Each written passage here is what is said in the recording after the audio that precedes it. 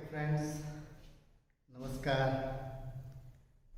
उम्मीद है कि आप लोग सकुशल होंगे और अपनी जो पढ़ाई है उसको कंटिन्यू बहुत अच्छे से आप कर रहे होंगे। आज इसी कड़ी में मैं आपके लिए एक नया चैप्टर इस वीडियो में इंट्रोडक्शन उसका ले रहा हूँ मैं, और वो चैप्टर है स्ट्रेट लाइंस। बट इसके पहले आपसे रिक्वेस्ट है कि यदि आपने अभी भी मेरे चैनल्स को सब्सक्राइब नहीं किया है तो ज़रूर उसको सब्सक्राइब करिए और साथ में नए वीडियोस के नोटिफिकेशन के लिए बेल आइकॉन भी प्रेस करके रखिए, तभी आपको आने वाली वीडियोस जो भी अपलोड होंगे उनके नोटिफिकेशन मिल सकेंगे। और मैं इसी उम्मीद के साथ ये वीडियोस आप लोगों के लिए बना रहा हूँ कि ज़रूर आप लोगों को ये पसंद आ रहा होगा और आप अपनी स्टडी को एंजॉय कर रहे होंगे। ओके, तो टुडे हम जो है आज स्ट्रेट लाइंस, तो एक्चुअली ये जो है हमने क्लास 10 में जो कोऑर्डिनेट ज्योमेट्री पढ़ा था ना, उसी का आगे का एक्सटेंशन है। मतलब ये कोऑर्डिनेट ज्योमेट्री में ही आता है और स्पेशली ये 2 डायमेंशनल है, प्लेन ज्योमेट्री। ठीक, तो हमने जो क्लास 10 में जो पढ़ा था उसको मैं इन क्लास 10 उसको थोड़ा सा मैं रिपीट कर दूं। सबसे पहले आपने पढ़ा था डिस्टेंस फार्मूला, क्योंकि इस समय यहाँ पे यूज होगा। और ये जो है कि 2 पॉइंट्स हैं आपके पास A एंड B, और इनके कोऑर्डिनेट सपोज कर लीजिए x1 y1 and x2 y2 है। तो A B is equal to क्या पढ़ा था हमने कि root over x2 minus x1 the whole square plus y2 minus y1 the whole square, या फिर और आप ऐसा लिख सकते हैं x1 minus x2 the whole square plus y1 minus y2 the whole square. दोनों में से कोई भी वे आप यूज कर सकते हैं। ठीक, नंबर 2 सेक्शन फार्मूला जो कि इंटरनल डिवीजन के लिए है। ओके, कि मतलब यहाँ पे आपके पास एक लाइन सेगमेंट है ए बी, जिनके कोऑर्डिनेट्स x1 y1 एंड इसके कोऑर्डिनेट x2 y2। ओके, और in between A and B, P is any point, and this one is divide the line segment M1 is to M2 ratio. Okay, तो what are the coordinates of P? तो इसमें ध्यान रखना है आपको कि ये जो है M1 का रिलेशन जो है B से होगा और M2 जो है A से कनेक्ट होगा, है ना। इसी बेस पे ये मतलब इजीली याद रखा जा सकता है। और यहाँ पे x इज इक्वल टू होगा m1 इंटू x2, है ना। x के साथ x कोऑर्डिनेट ही यूज करेंगे, m2 into x1 upon m1 plus m2, and value of y m1 into y2 plus m2 into y1 upon m1 plus m2। Number 3 mid point, यदि आपके पास एक line segment A B है और इसका mid point B है, ये इसको equally divide कर रहा है। A is the x1 y1 and B is the x2 y2। Coordinates of P ये हो जाएगा x1 plus x2 by 2 comma y1 plus y2 by 2। तो ये मिड पॉइंट हो गया। And third one area of triangle, suppose कर लीजिए कि आपका ट्रायंगल जो है ए, यहां से करते हैं A B and C. A is the x1 y1, B is the x2 y2, C C is the x3 y3. Okay, तो एरिया ABC जब आप उसको एंटी क्लॉकवाइज चलेंगे, है ना, कोऑर्डिनेट्स थीटा के, तो ये पॉजिटिव होगा, और क्लॉकवाइज डायरेक्शन में चलेंगे तो नेगेटिव होगा। बाय द वे आपसे मिस्टेक हो जाती है, तो आप इस मॉड के अंदर इसको लेके चल सकते हैं। तो ध्यान रखिए, जैसे हमने पॉइंट ले लिया x1, तो ई कोऑर्डिनेट आप छोड़ दीजिए, इनके y coordinate, next to coordinate के y कोऑर्डिनेट का डिफरेंस, प्लस अब हमने x2 लिया, तो ये छूट जाएगा y3 minus y3 minus y1, plus अब x3 लेंगे, तो ये छूट जाएगा आपके पास, तो y1 माइनस y2, और इस तरह से ये एरिया आपका डिसाइड करता है। If points are collinear, points आपके कैसे हैं, कोलिनियर हैं, तो area of ABC must be equal to 0, उसका एरिया क्या हो जाएगा, इक्वल टू 0 होगा। तो ये तो हुआ लास्ट ईयर जो आपने पढ़ा था, उसके फॉर्मूलेज को मैंने रिकॉल किया है, और इनकी जरूरत आपको पड़ेगी, है ना, इसको आपको मेमोराइज तो करना ही पड़ेगा, ऐसे तो आपने लर्न किया होगा क्लास 10 में, बट ठीक है, नहीं है तो दोबारा उसको आप रिकॉल करिए, ये कहीं पे भी यूज हो सकते हैं। अब हम बात करेंगे स्ट्रेट लाइन। तो स्ट्रेट लाइन में एक इंपॉर्टेंट टर्मिनल आती है, स्लोप ऑफ द लाइन, वो बहुत इंपॉर्टेंट है। Actually this slope is show the direction of line, और लाइन इज विदाउट डायरेक्शन, इसका हम कुछ ज्यादा स्पेसिफिकेशन नहीं दे पाएंगे। तो स्लोप ऑफ लाइन, ओके, तो इस लाइन स्लोप को मतलब हम इस वे में जानेंगे कि ये लाइन के डायरेक्शन को फिक्स करेगा। किसको फिक्स करेगा, ये लाइन के डायरेक्शन को, कि वो किस डायरेक्शन में हो सकता है, किस डायरेक्शन में हो जाएगी, ठीक है ना। तो इसके लिए मैं बता रहा हूँ, मैंने कोऑर्डिनेट एक्सिस ले लिया, x dash y dash, this is the origin. आप जानते हैं कि लाइन हमने इस तरह से ड्रॉ कर लिया, ठीक। अब इस लाइन का, है ना, इस डायरेक्शन को फिक्स करने के लिए हमारे पास बहुत सारे फैक्टर हैं, ठीक, लेकिन हम अलग अलग फैक्टर्स को यूज करेंगे तो एक यूनिफॉर्म सिस्टम नहीं बन पाएगा। तो यहां पे ये डिसाइड किया गया कि लाइन के डायरेक्शन को डिसाइड करने के लिए केवल और केवल हम जो है उसका एक्स एक्सिस के साथ पॉजिटिव डायरेक्शन में जो एंगल फॉर्म हो रहा है उसको बेस बनाएंगे, थीटा लिया है। तो ये जो थीटा लिया है, ठीक, ये इसके डायरेक्शन को फिक्स करके, देखिए इस एंगल को आप चेंज करते जाएंगे, ऑब्वियसली लाइन जो है आपकी इधर उधर शिफ्ट होते जाएगी, है ना, होगी कि नहीं। तो ये ध्यान रखेंगे कि ये इसका डायरेक्शन यहाँ पे हमने फिक्स कर लिया, यानी एक पर्टिकुलर एंगल, जैसे हमने 45 डिग्री बोल दिया कि लाइन जो है एक्स एक्सिस के साथ पॉजिटिव डायरेक्शन में 45 डिग्री का एंगल बनाते हुए जाएगा, तो वो उसका डायरेक्शन फिक्स हो गया। अब जो है आप उसको यदि थोड़ा बहुत इधर उधर करेंगे तो एंगल चेंज हो जाएगा, ठीक। तो बस ये आप ध्यान रखना।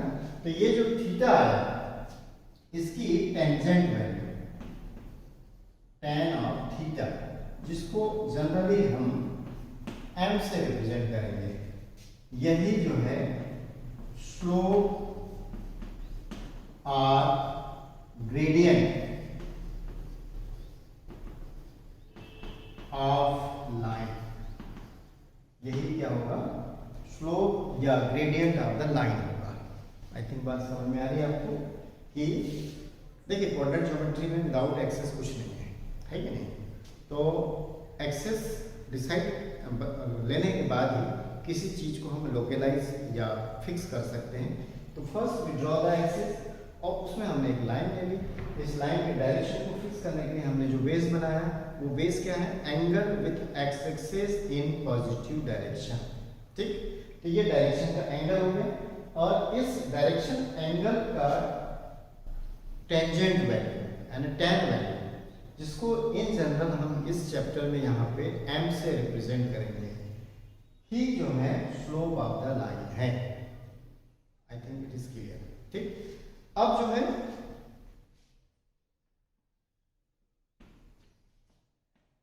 Slope of line if its 2 points are given। एक लाइन है, उस लाइन में हमको पता है कि इनफाइनाइट पॉइंट्स होते हैं, ठीक है ना। तो कोई भी 2 पॉइंट्स आपको गिवन है, उस कंडीशन में आप स्लोप कैसे डिसाइड करेंगे। ठीक, सपोज कर लेते हैं, let points are A x1 y1 and b x2 y2। okay, now draw the axis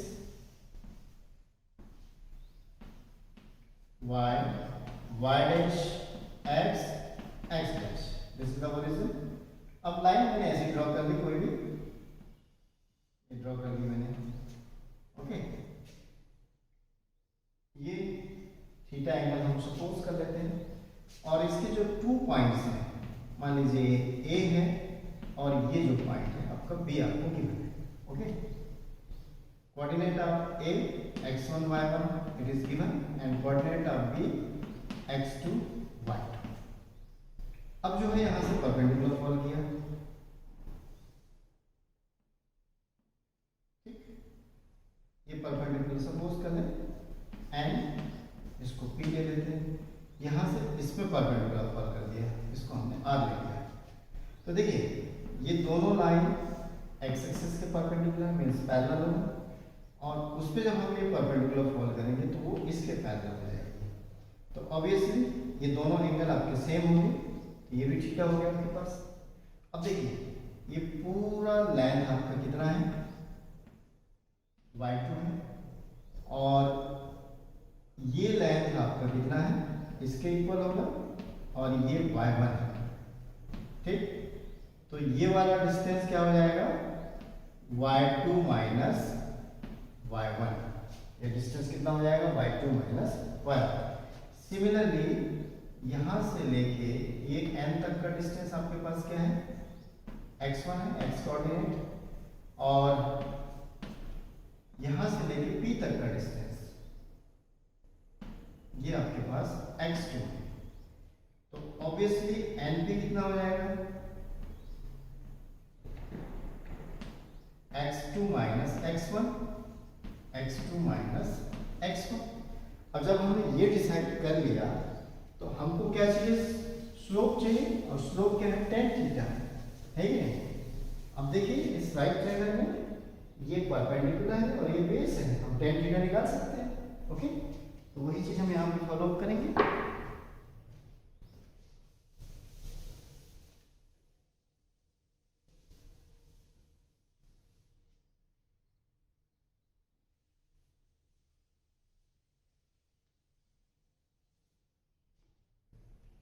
तो n is equal to tan of theta.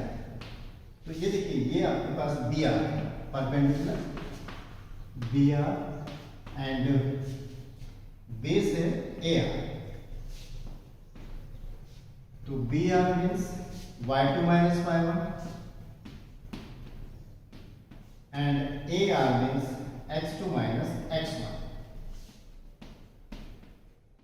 तो इस तरह से slope of the line if it's 2 points are given, आपको given हो तो आप slope निकाल सकते हैं। यदि आपने इसको बाय द वे ऐसा यूज कर लिया, y1 minus y2 upon x1 minus x2, तो नो प्रॉब्लम, आप ऐसा भी इसको फॉलो कर सकते हैं, ये ध्यान रखिएगा। तो ये हो गया आपका slope of the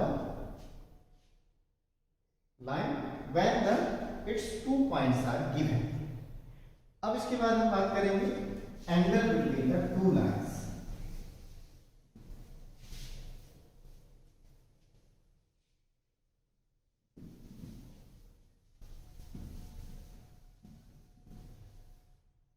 angle between the two lines.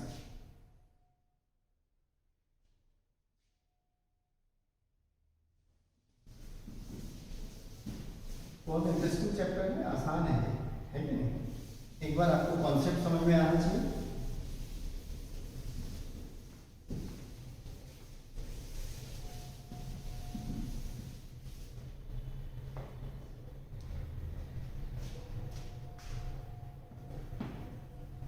Angle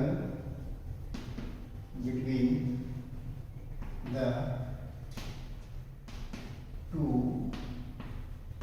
lines if their slopes are given। ठीक, तो हम सपोज कर लेते हैं slope of line first m1 and slope of line second is m2। Okay, coordinate axis ले लें, y axis, x axis, x dash, y dash, और इसे मान लीजिए आपकी लाइन फर्स्ट ये है, this is the line 1 and second is the this one, this is the line 2। Okay, इनके स्लोप्स गिवन है, मीन्स मान लेते हैं कि इसका एंगल θ1 है और इसका जो है स्लोप का एंगल θ2, और उनके बिटवीन जो एंगल होगा या तो ये होगा या ये होगा, है ना, दो पॉसिबिलिटी है। मैं आगे इस पे आपको डिटेल्स बताऊंगा। तो ये हमने एंगल अल्फा लिया। तो देखिए ये आपके पास एक ट्रायंगल फॉर्म हो रहा है। यदि आप इसकी नेमिंग कर दें ए, बी और सी, तो ये एक्सटीरियर एंगल है, तो यहाँ पे एक्सटीरियर एंगल प्रॉपर्टी यूज हो जाएगी। तो आपके पास क्या जाएगा, alpha plus θ1 is equal to θ2, है ना।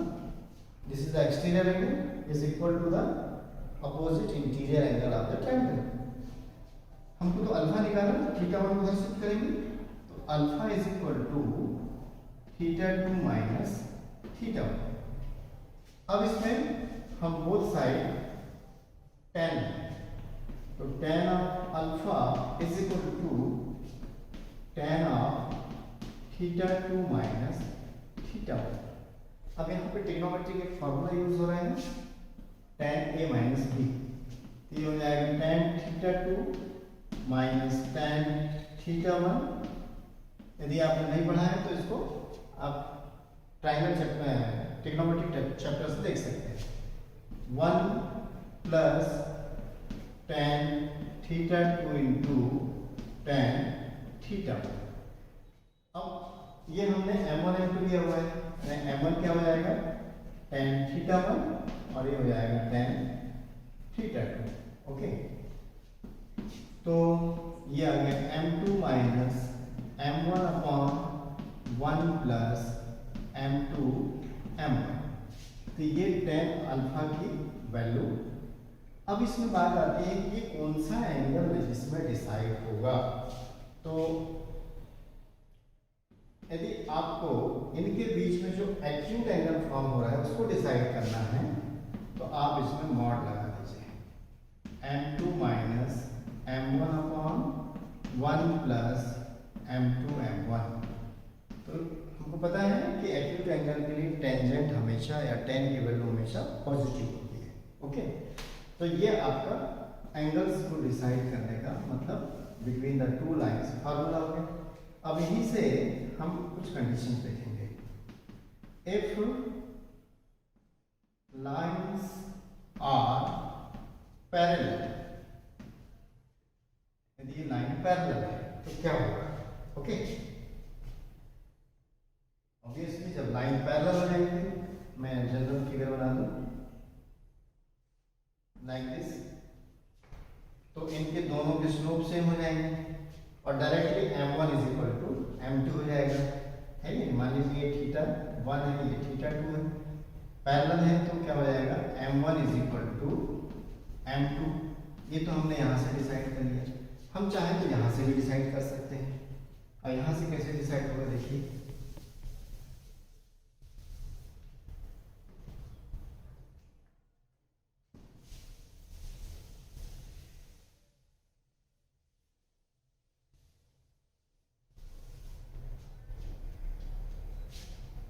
तो इसमें जो है अल्फा इज इक्वल टू 0 हो जाएगा, लाइन पैरेलल होगी, तो देन अल्फा इज 0, और अल्फा 0 हो गया मीन्स tan ऑफ अल्फा जो है हमने 0 ले लिया, तो ये वैल्यू आपकी 0 हो जाएगी, tan 0 0 होता है। तो यहाँ वैल्यू पुट कर देंगे, 0 is equal to m2 minus m1 upon 1 plus m2 m1 the whole mod.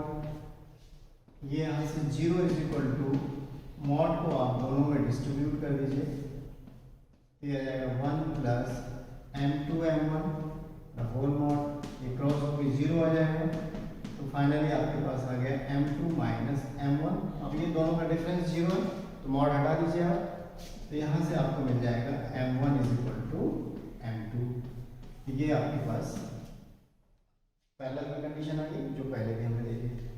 Second, if lines are perpendicular, okay, तो ऑब्वियसली अल्फा इज 90 डिग्री और tan 90 कितना होता है आपके पास, नॉट डिफाइंड, और इसको हम यहाँ पे 1/0 यूज करेंगे। क्या यूज करेंगे, 1/0। तो यहाँ पे वैल्यू पुट कर दें, 1/0 is equal to m2 minus m1 upon mod अलग अलग ले लीजिए, 1 plus m2 m1 the whole mod. ये इधर क्रॉस होगा, ये इधर क्रॉस होगा, तो ये आ जाएगा आपके पास mod of 1 plus m1 m2 is equal to, okay, ये 0 हो जाएगा। तो इस तरह से अब यहाँ से मॉड हटा दीजिए, 1 plus m1 m2 is equal to 0, means condition आ गई कि दोनों के स्लोप का प्रोडक्ट है 1 में शिफ्ट होगा, तो क्या आ जाएगा ये -1।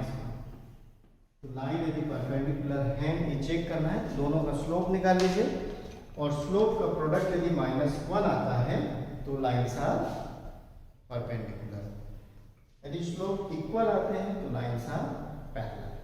तो ये था condition.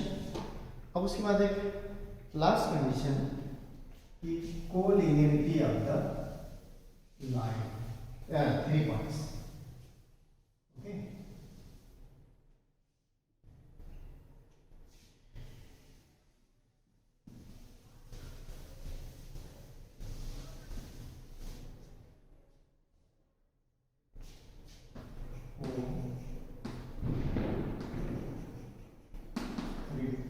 Collinearity of 3 points. Suppose कर लीजिए 3 points आपके पास A, B and C are 3 collinear points.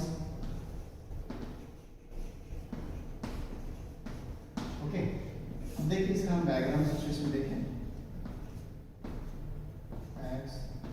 x dash y y dash और ऐसे मान लीजिए लाइन है, इसमें तीनों point A, B and C। अब इस पर्टिकुलर लाइन सेगमेंट का स्लोप निकालें या इसका स्लोप निकालें या AC का स्लोप निकालें, ये एक ही लाइन के पार्ट है, तो ये एंगल हमेशा सेम रहेगा, ठीक।